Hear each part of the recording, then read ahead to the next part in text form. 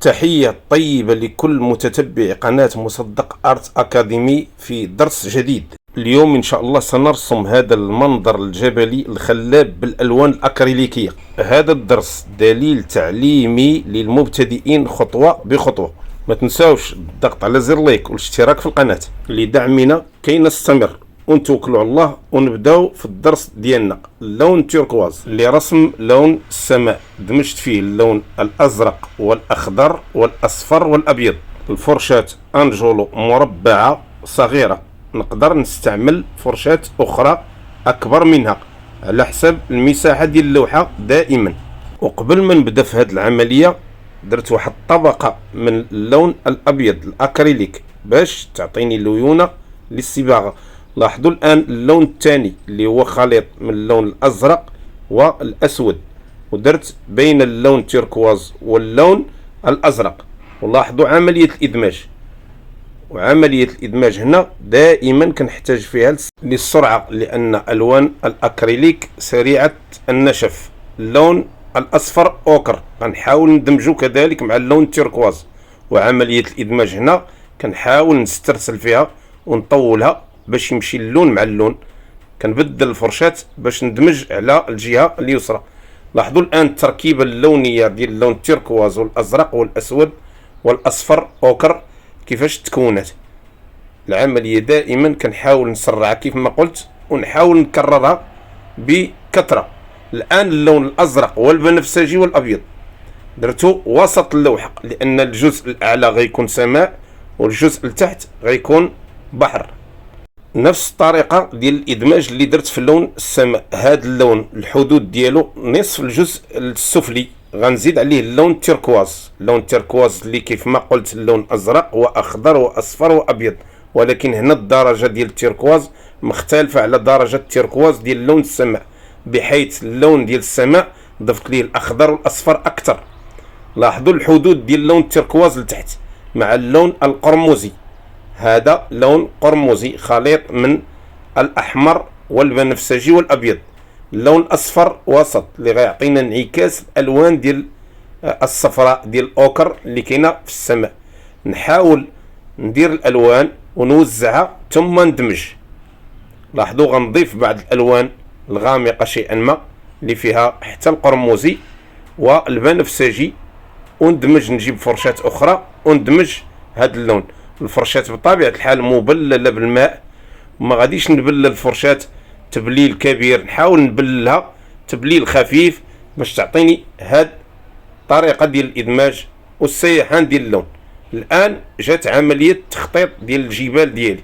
شوفوا عملية التخطيط باللون الأسود وبفرشاة لسان الطير. ندير الجبال ديالي في مطلع خط الأفق، ندير بجانبها أشجار ديال الصنوبر اللي غتكون على امتداد خط الأفق تحت الجبال مباشرة على الجهة اليمنى. شوفوا دائما الحجم ديال العناصر، الجبال الحجم ديالها والأشجار الحجم ديالها، وهكذا. تخطيط كنحاول نديرو مموه، ما غاديش نخطط أشجار واقعية لأن الواقعية غادي نخلقها بالألوان وبالتفاصيل. هنا جزء ديال الحشائش والمروج غيكون على الجهة اليسرى، كذلك مقدمة الصورة غتكون حشائش ومروج وبعض القوارب ديال الصيد على الجوانب. نبدا في التفاصيل ديالي باللون أصفر أوكر. شوفوا الطريقة ديال توزيع اللون الأصفر أوكر كسحب في السماء. وحاولوا تلاحظوا معايا بأنني كندير في دروسي البناء اللوني في اللوحات ثم كنشرع في التفاصيل، وهذه العملية راها سهلة دائما في تناول المناظر الطبيعية، وننصحكم باش تستعملوها حتى نتوما في رسم المناظر الطبيعية، لأن البناء اللوني كيعطيك نظرة للمنظر والتغيرات اللونية القادمة اللي غادي تخدم بها. الآن غنبدا نوزع في اللون الأصفر أوكر مع إضافة الأبيض، لأن هذا الأصفر أوكر ضفت ليه اللون الأبيض باش نفتحه، وكذلك ضفت ليه اللون تيركواز الأبيض، وغندمج ما بين التيركواز خفيف والاصفر اوكر خفيف في لون السماء. غيعطينا ضباب خارج وراء الجبال.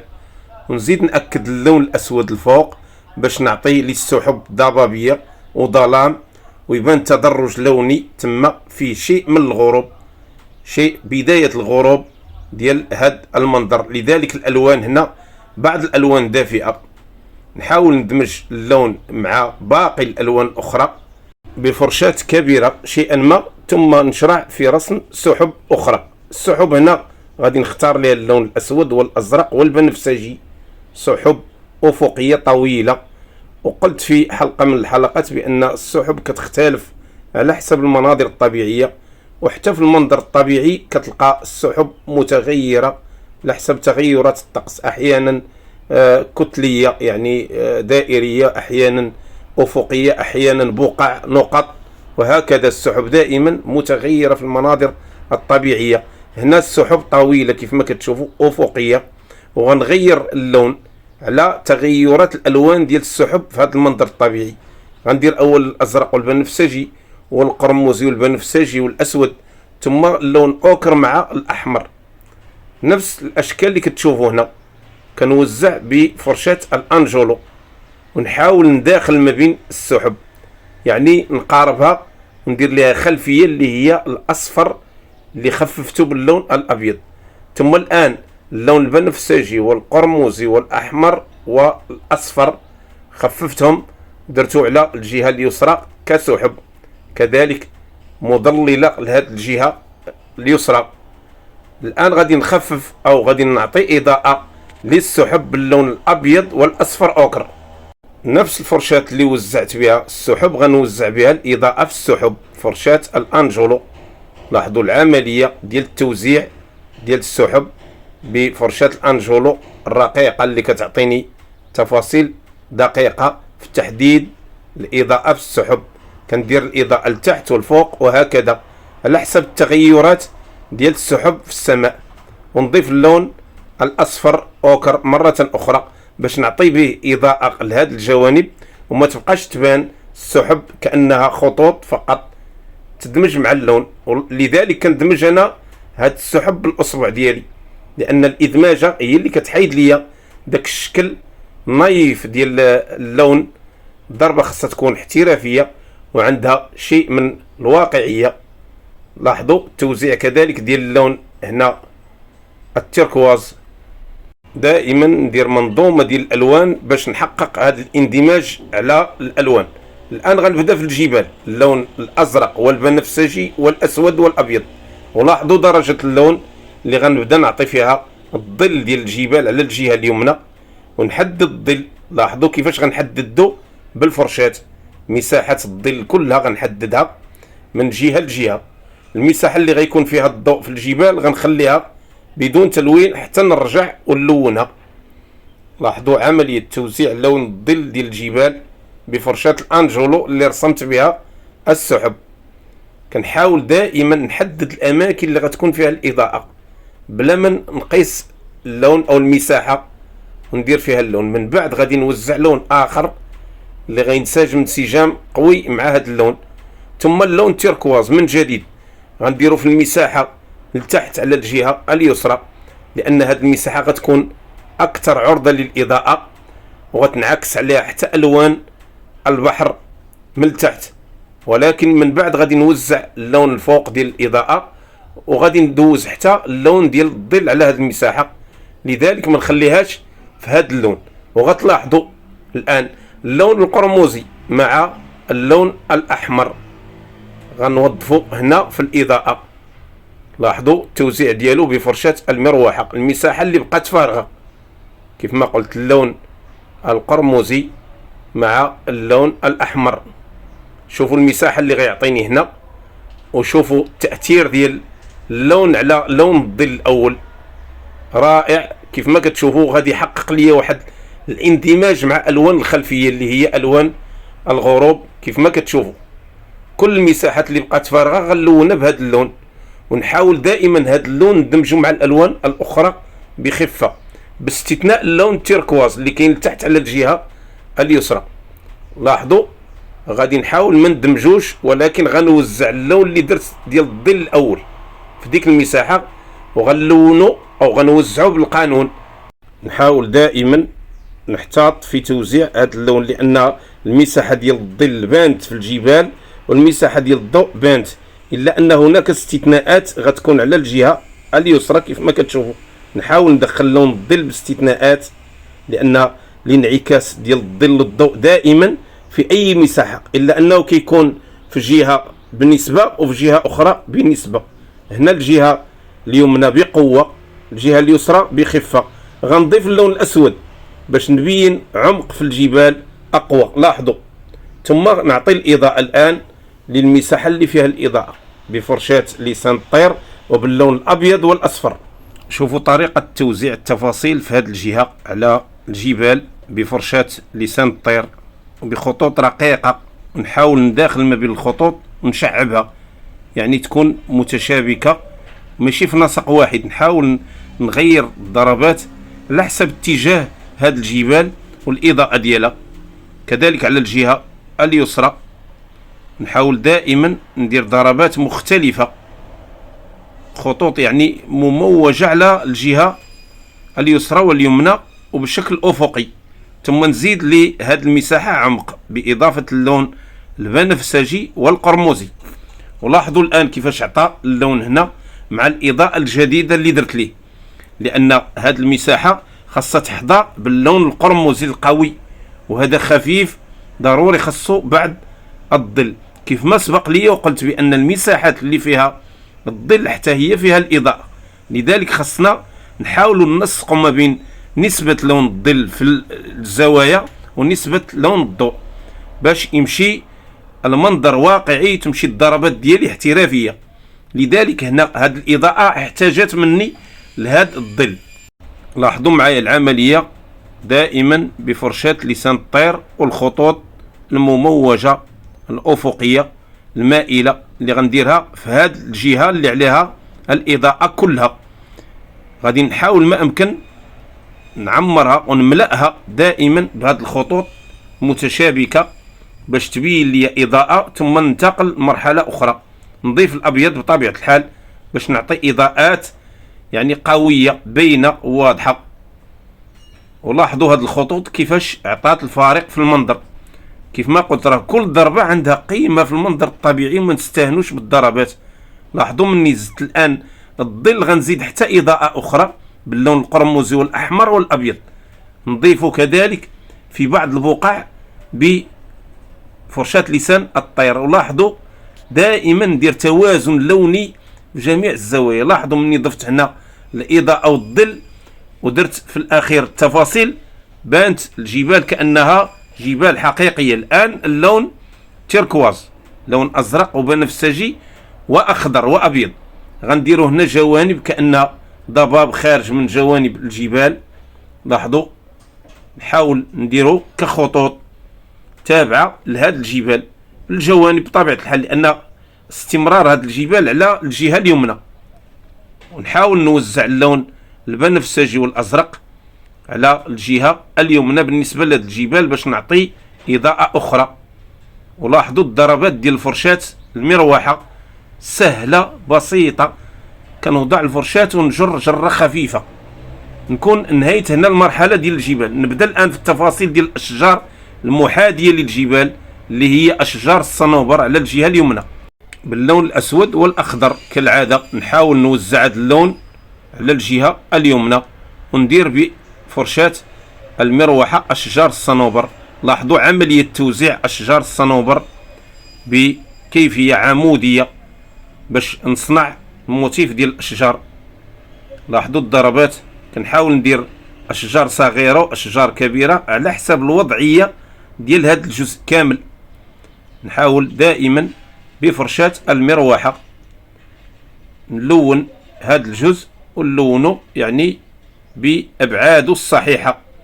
نزيد ندعم بعض الضربات ديال الاشجار، ثم نمشي للجهه الاخرى باللون الاسود والاحمر والقرمزي والبنفسجي. نوزع هذا اللون ديال الحشائش اللي غتكون بجانب هذا المنظر مزينه المنظر.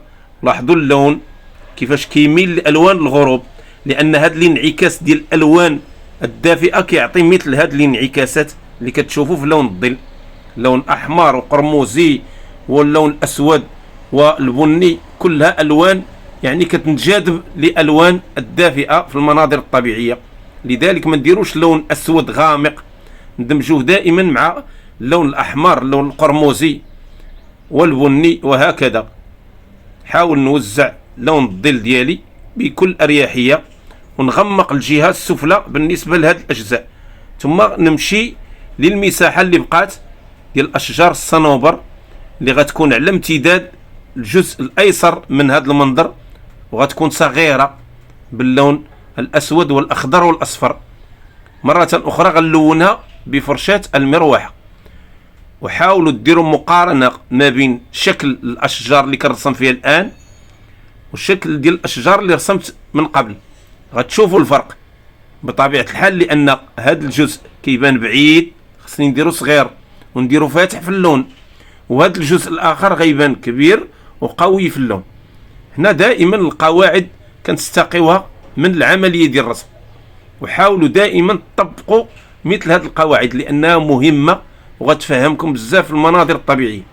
الآن غادي نحاول ندير الانعكاس ديال أشجار الصنوبر على الجهة اليمنى بطبيعة الحال بفرشاة المروحة. مادام رسمتها بفرشاة المروحة غادي نوزع حتى الانعكاس ديال الظل في المياه لأشجار الصنوبر بفرشاة المروحة وباللون الأسود والأخضر، وغنضيف عليه حتى الأحمر. لاحظوا الآن كيفاش كنضرب بفرشاة المروحة ضربات عمودية من الفوق لتحت باش ندير الانعكاس الظل ديال أشجار الصنوبر على المياه.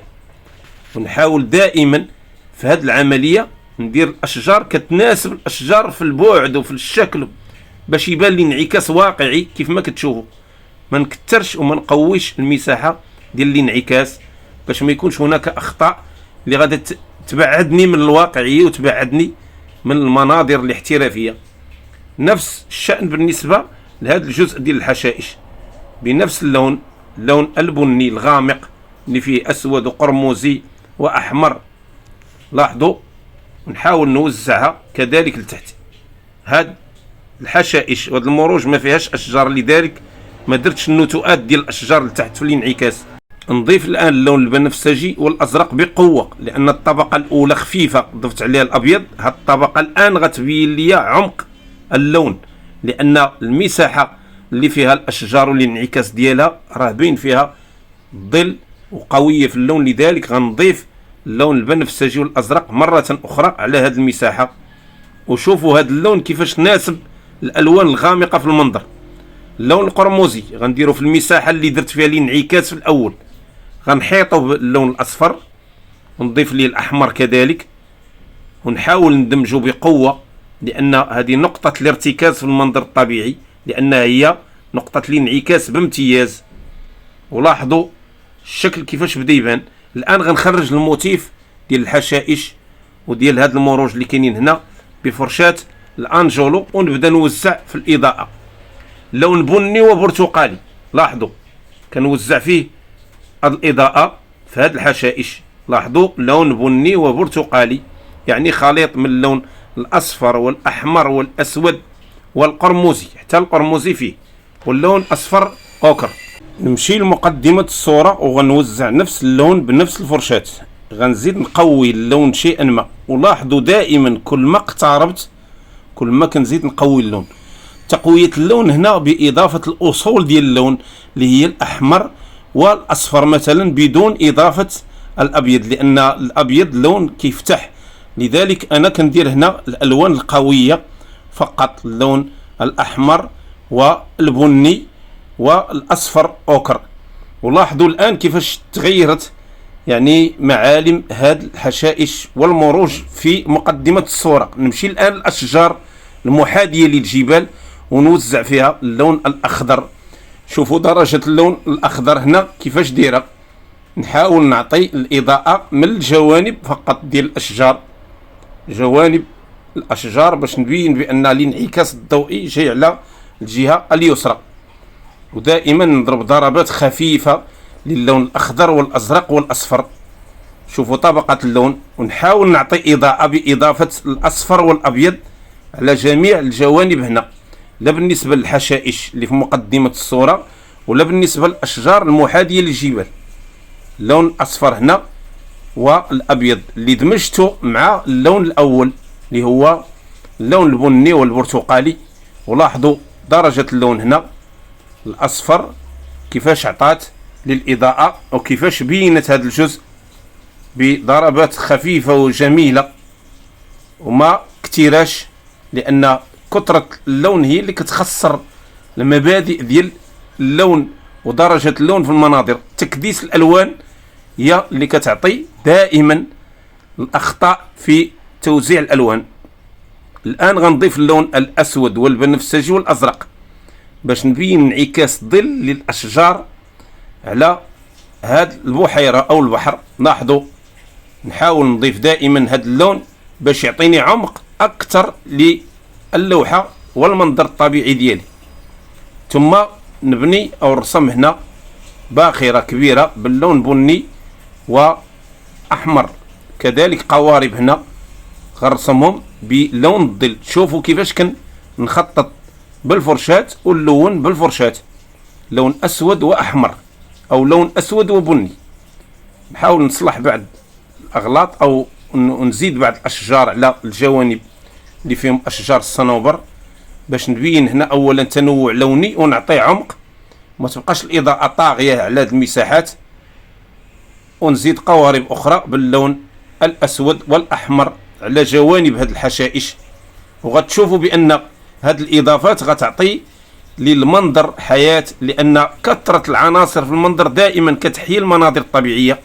نعطي تفاصيل وأخشاب في هذه الباخرة وندير قوارب أو شراعات باللون الأبيض ونعطي الانعكاس ديالها بفرشاة الأنجلو. لاحظوا الانعكاس طريقة خفيفة، ندير لون بضربة عمودية ونجرب بالأصبع كيعطيني انعكاس رائع. والراعي هنا الحجم ديال القوارب باش يبقى المنظر حي. كيف ما كتشوفوا كل جزء في المنظر حطيته بالمقياس باش نعطي منظر متكامل في أبعاد متكاملة. ندير خيوط هنا ديال الشراع ونحاول نعطي شي إضاءات لهذه الباخرة اللي غتزين لي المنظر بشكل كبير. ثم نبدا في الانعكاسات الضوئية وبعض الإضافات اللي غتعطيني فارق في هذا المنظر وغتحيي المنظر من جديد.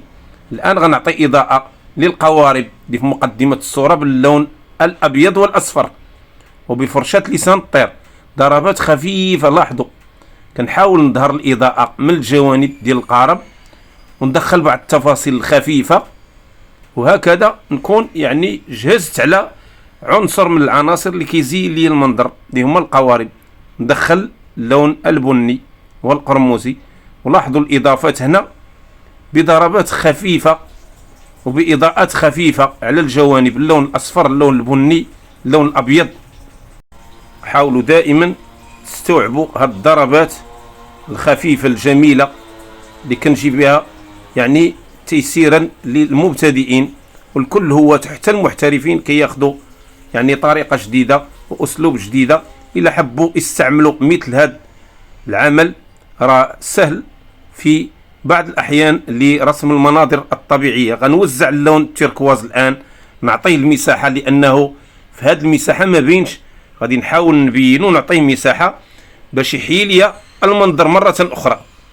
وكل جزء ضفته وكل ضربة ضفتها إلا ولها تأثير ولها فارق في المنظر الطبيعي، وغتلاحظوا بأعينكم. شوفوا معايا اللون هنا التيركواز، الإضافة ديالو في هذه المساحات كيفاش غتترجم لي المنظر الطبيعي ديالي إلى منظر حي. ثم نحاول نعطي إضاءة للون الأصفر بإضافة الأصفر والأبيض وسط هذا الأصفر، ونحاول ندير زيكزاك في الضربات ديال الفرشاة باش نبين حركة الماء هنا، خطوط لانعكاس باللون أبيض وأصفر. نحاول نكتره هنا باش يبان كأن الماء صافي متحرك. لاحظوا الخطوط باللون التيركواز مرة أخرى والأبيض. ندوز هذه الخطوط على جوانب الأجزاء ديال المنظر اللي هما الحشائش والأشجار باش تبان الحركة ديال المياه ولمعان المياه في هذا المنظر. ما بقى لي إلا جزء يسير من المنظر الطبيعي ديالي باش يكمل ويبهى المنظر. غنزيد اللون الأصفر في المساحة اللي فيها الانعكاس، ونضيف كذلك اللون القرمزي والانعكاسات ديالو في الجزء اللي مظلم هنا باش تبان يعني هذه المساحة كلها كأنها انعكاس ضوئي وظل. نزيد اللون الأحمر والبرتقالي في المساحة اللي فيها القرمزي، لاحظوا، ثم ندمج بالأصبع ديالي، وهكذا نبدأ ندخل في الألوان في بعضها البعض باش ندير حركة لانعكاسات كذلك للأحجار اللي كاينة وسط هذا البحر، والإضاءة بفرشاة لسان الطير، ثم ندير خط بالأبيض والأصفر غيبين انعكاس هذه الجهة، لأن المساحة البعيدة كتكون عرضة للإضاءة بقوة. ونبدأ ندير بخطوط أفقية باش نحيي المنظر وتبان الحركة ديال الماء واضحة ولامعة في كل أجزاء هذا المنظر. خطوط اللي كتبقى ليا الأخيرة، نزيد بعض الحركات اللونية وبعض الإصلاحات لجميع عناصر هذا المنظر الطبيعي الرائع. كذلك اللون الأخضر غنضيفه في الجزء اللي بين ديال الانعكاس ديال الظل ديال أشجار الصنوبر في البحيرة على الجهة اليمنى. ولاحظوا الإضافة ديال الانعكاس الضوئي باللون الأخضر. طبيعة الحال ضفت ليه اللون الأصفر أوكر. بالسكين غندير بعض النتوءات وبعض الأتربة اللي كتزين الجوانب ديال الحشائش والأشجار في جميع المناظر الطبيعية. لاحظوا ضربات السكين الرائعة اللي كتبين لي بعض الزوايا واقعية 100%. كنتمنى من الله تكونوا استفدتوا من هذا الدرس الجميل الرائع وعجبكم المنظر الطبيعي. ما تنساوش الاشتراك في القناة للذين لم يشتركوا بعد، والضغط على زر لايك، ومشاركة الفيديو بين أحبابكم وأصدقائكم. نلتقي في درس جديد إن شاء الله، فائدة جديدة. السلام عليكم ورحمة الله وبركاته.